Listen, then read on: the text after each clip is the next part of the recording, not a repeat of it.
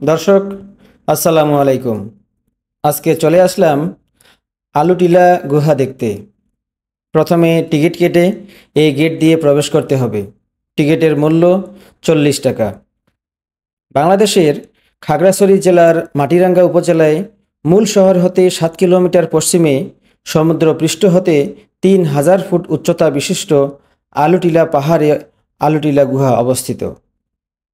এই জায়গাটি খাগড়াছড়ির একটি নামকরা পর্যটন কেন্দ্র। এই আলুটিলা পাহাড়টি খাগড়াছড়ি জেলার সবচেয়ে উঁচু পাহাড়, আর এই পাহাড়ের গুহাটিকে স্থানীয়রা বলে মাতাই হাকর বা দেবতার গুহা। দর্শক, এই পাহাড়টির নাম আলুটিলা। এখানে টিলা মানে ছোট পাহাড়। নামে এটি টিলা হলেও মূলত এটি একটি পর্বত শ্রেণী। বিশ্বে যতগুলো প্রাকৃতিক গুহা আছে, আলুটিলা গুহা বা সুড়ঙ্গ তার মধ্যে অন্যতম। দর্শক, আমরা যাচ্ছি আলুটিলা গুহার দিকে। আগে পর্যটকরা অনেক কষ্টে গুহাতে যেত, কিন্তু এখন পর্যটন কর্পোরেশন এই পাকা রাস্তাটি করে দিয়েছে। এটি হচ্ছে আলুটিলা প্রবেশ পথ।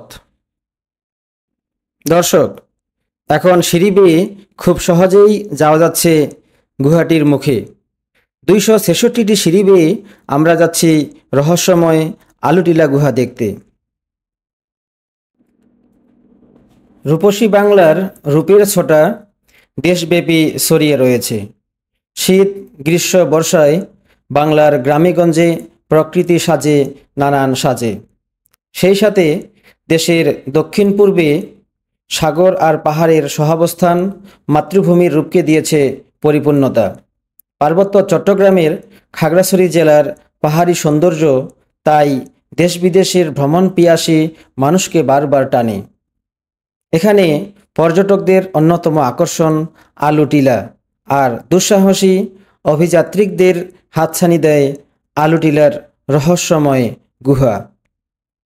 আমরা যাচ্ছি আলুটিলা গুহা দেখতে। সিঁড়ি বেয়ে বেয়ে দীর্ঘ রাস্তা অতিক্রম করতেছি। 266টি সিঁড়ি বেয়ে যাচ্ছি আমরা গুহার দিকে। তো এরকম গুহার কথা আমরা আমাদের পবিত্র কোরআন শরীফ থেকেও জানতে পারি। আমাদের নবী যখন হিজরত করেন, তখন তিনি যাত্রাপথে সাওর গিরি গুহায় আশ্রয় নিয়েছিলেন। এবং আরেকটি গুহার কথা জানতে পারি, সেটি হচ্ছে সম্রাট ডাকিয়ানুসের আমলে 7 জন যুবক সে রাজ্য ছেড়ে তারা আরেকটি রাজ্যে যায় এবং তারা একটি গুহার মধ্যে ঘুমিয়ে পড়ে। 300 বছর তারা ঘুমন্ত অবস্থায় ছিল। তারপরে তারা আবার জেগে ওঠে। তো সেরকমই একটি গুহা আমরা দেখতে যাচ্ছি, আমাদের আলুটিলা গুহা। চলুন প্রবেশ করি গুহার ভিতরে।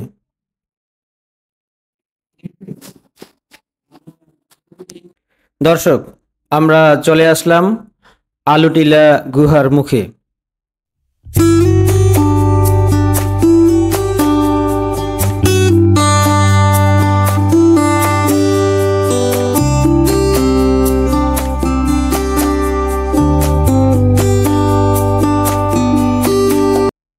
এই গুহাটি খুবই অন্ধকার ও শীতল। কোনো প্রকার সূর্যের আলো প্রবেশ করে না বলে টর্চের আলো বা মশাল নিয়ে প্রবেশ করতে হয়। আমার কাছে মশাল নেই, তাই মোবাইলের আলোতেই পথ চলতে হবে।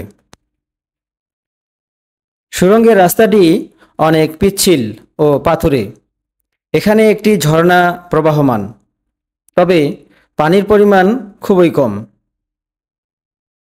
একটু সাবধানেই পথ চলতে হয়। পিছলে পড়ে গেলে বড় ধরনের ইনজুরি হওয়ার সম্ভাবনা আছে। গুহাটি অনেকটা ভূগর্ভস্থ টানেলের মতো, যার দৈর্ঘ্য প্রায় 350 ফুট। গুহাটির উচ্চতা মাঝে মাঝে খুব কম হওয়ায় নতজানু হয়ে হেঁটে যেতে হয়।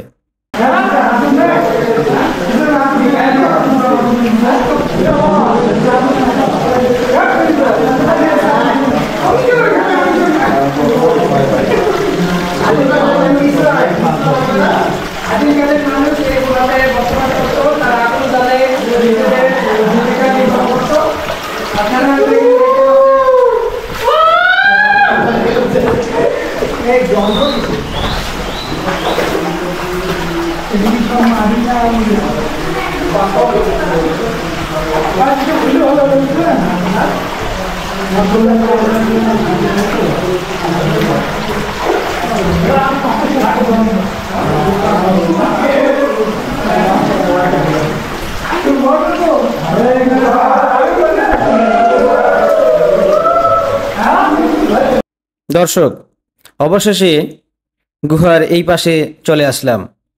অসাধারণ অনুভূতি, এক নতুন অভিজ্ঞতা। এই গুহাটি সেই প্রাচীনকালের কথা মনে করিয়ে দেয়। এটি সত্যি রোমাঞ্চকর। আমাদের 10 মিনিটের মতো সময় লাগলো গুহাটি অতিক্রম করতে।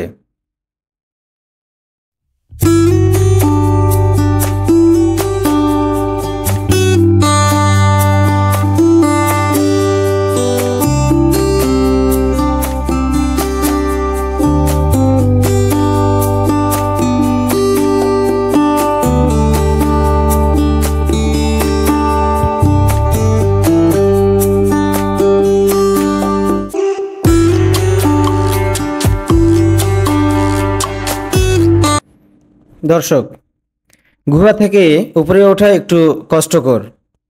পর্যটকদের সুবিধার্থে এখানে সিঁড়ি তৈরি করে দিয়েছে, যেন সহজেই উপরে ওঠা যায়। তবে সামনের দিকের সিঁড়ি ভেঙে গিয়েছে। দেখুন, গুহার মুখটি বেশ ভয়ঙ্কর লাগছে।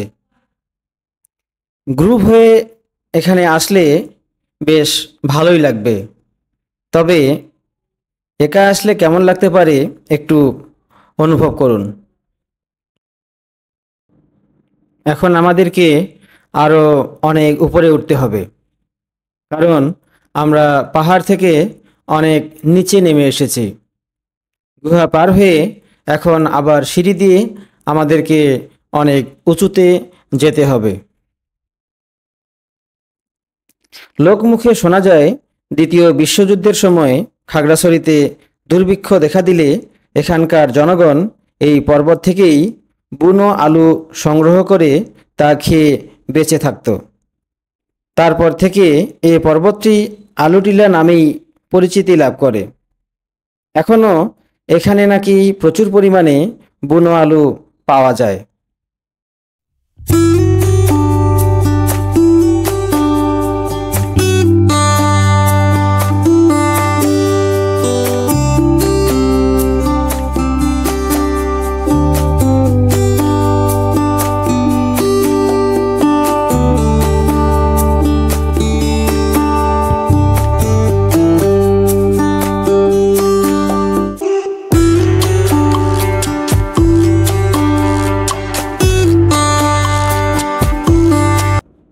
দর্শক, পাহাড় থেকে অনেক নিচে নেমে সেই গুহা সুড়ঙ্গ পার হয়ে আবার অনেক উপরে উঠতে হলো, এজন্য অনেক টায়ার্ড।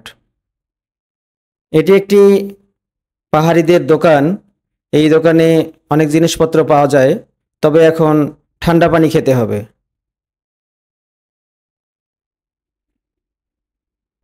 ঠান্ডা পানি খেয়ে এরপরে উপরে উঠতে হবে। একেবারে পাহাড়ের উপরে উঠে পুরো খাগড়াছড়ি শহর দেখতে হবে।